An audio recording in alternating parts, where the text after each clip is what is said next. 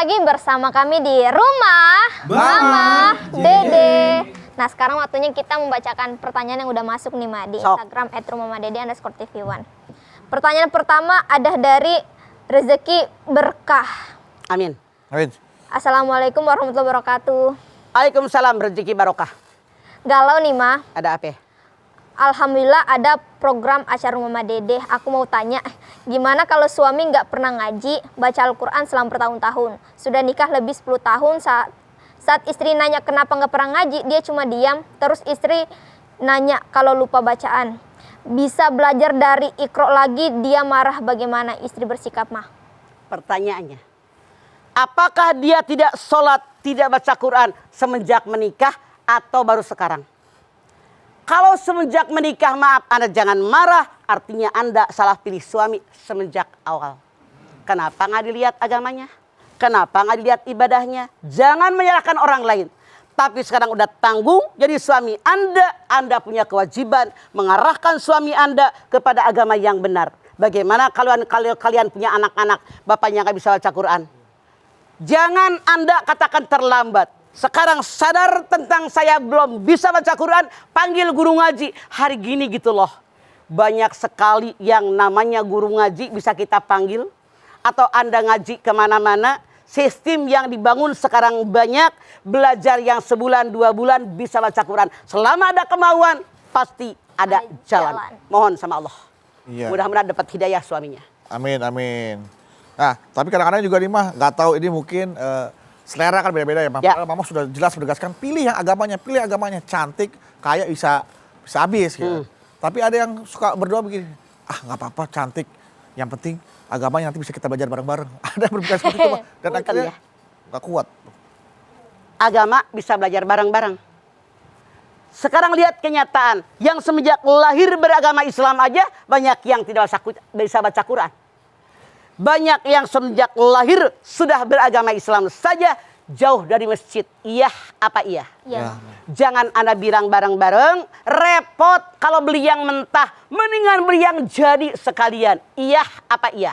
Yes. Maksud Mama beli yang mentah itu mentah agamanya. Iya betul. Mendingan yang sudah jadi aman. Kenapa tidak? Masih banyak orang-orang baik di hadapan kita. Kita tidak perlu lagi repot-repot mengajarkan agama. Betul. Bisa jadi malah kita diajarkan nih, Ma, ya. Makanya jangan salah pilih. Selanjutnya nih, Ma, ada pertanyaan dari Nurul Juarningtyas. Nurul Juarningtyas. Iya, Nurul Juar ya, Ma, bukan Ya. Juar. Assalamualaikum Mama Dede. Waalaikumsalam Juarningtyas. Galau nih, Ma. Aya naon? Ma, saya menikah dengan suami sudah 12 tahun.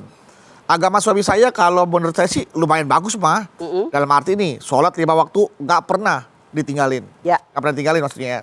Maupun sholat duha dan baca Al-Quran juga hampir tiap bulan selalu hatam. Hebat. Yang mau saya tanyakan nih, Ma, apakah suami saya ini termasuk jodoh surganya saya? Dan apa yang harus saya lakukan karena kita sebagai perempuan, apa benar kalau kita sudah menikah surganya kita tuh ada di suami? Mohon pencerahannya, Ma. Makasih. Wassalamualaikum warahmatullahi wabarakatuh. Waalaikumsalam.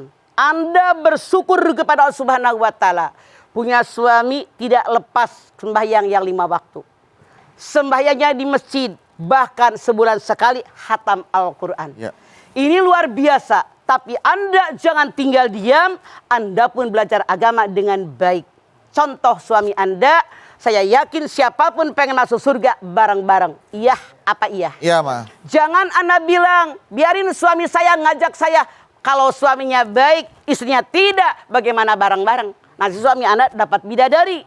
Anda mau kemana? Makanya biar kita bareng-bareng sekeluarga masuk surganya Allah. Suami sudah baik, ibadahnya baik. Kita pun mencontoh, belajar kayak suami. Belajar sama suami, kalau perlu belajar sama orang, kita kaji ilmu agama. Saat ini banyak ngampar di mana-mana tentang belajar. Asal ada kemauan.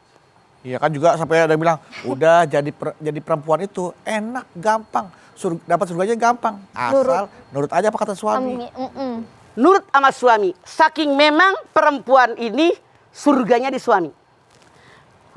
Lau amartu ahdan bisujudi li ghairillah la amartul mar'ata an tasjuda li zaujiha.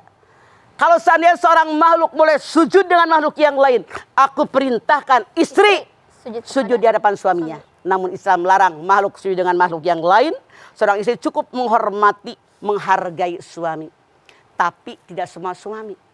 Akmalul mu'minina imanan ahsanul khuluqa wa hiyarukum linisaihim. Orang yang sempurna imannya, orang yang paling baik amalnya. Siapa dia? Suami yang sangat sayang, penuh perhatian dengan istri dan keluarganya.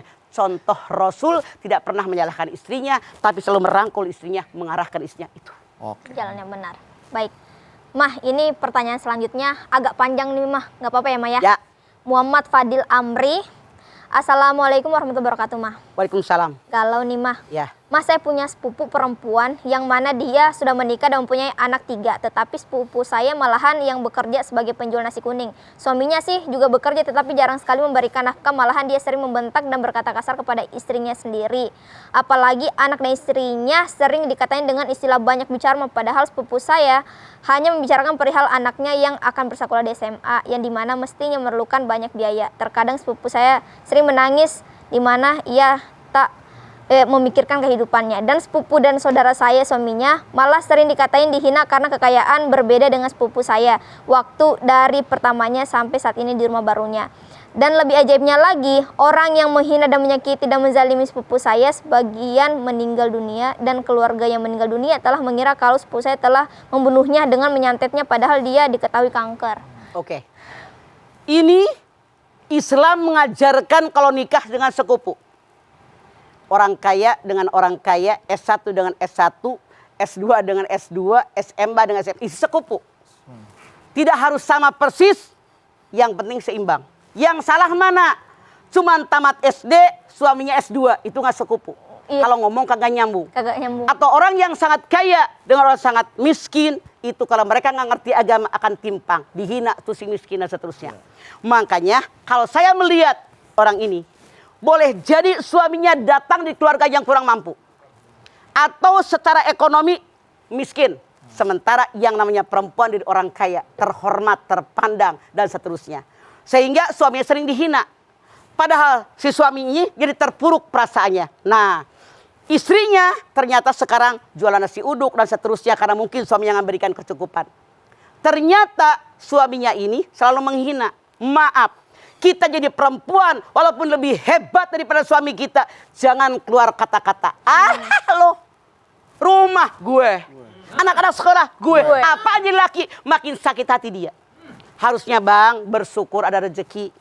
Saya punya rezeki ini, abang ini, kita sama-sama membangun rumah tangga. Jadi jangan melukai perasaan suami, karena suami ditakdirkan oleh Allah jadi kepala keluarga, pasti perasaannya tersinggung. Jadi saya mengajak kepada si perempuan tadi, jangan menghina suaminya, satu. Yang kedua, suami pun harus sadar bagaimanapun kondisi istrinya, walaupun istrinya seorang yang kaya raya, lebih banyak penghasilannya, para suami tetap punya kewajiban memberikan nafkah kepada anak dan istrinya, tanggung jawab di hadapan Allah. Sampai ada ulama mengatakan kalau suami tidak memberikan nafkah kepada istrinya, maka dia berdosa di hadapan Allah, itu merupakan hutang. Hati-hati. Jodoh bisa membawa kita ke surga atau ke neraka. Nih, Mak. Ya.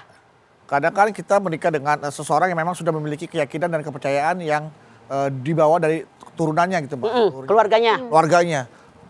Hamil, naruh gunting lah, naruh apa, kita ngapain sih, buat apa gunting, misalkan gitu. Ya takut ada kuntilanak, taruh sapu lidi apa segala macam. Oke. Nah, kita sudah mengingatkan, tapi diam-diam dia masih melakukan. Itu kejawen. Ya. Kewajiban Anda sebagai suami sadarkan. Lu sadar kalau ntar lu lari, nyungsep, guntingnya terbuka, bahaya. Iya. Jadi kita sadarkan bahwa gunting, cabai merah, cabai hijau, bawang putih, bawang merah tidak menyelamatkan kita. Yang menyelamatkan kita hanya Allah. Terus sadarkan dia, itu syirik perbuatan yang tidak akan diampuni oleh Allah.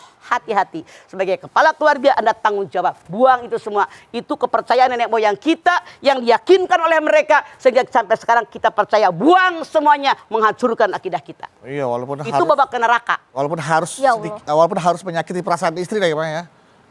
Maaf. Yang namanya hak adalah hak.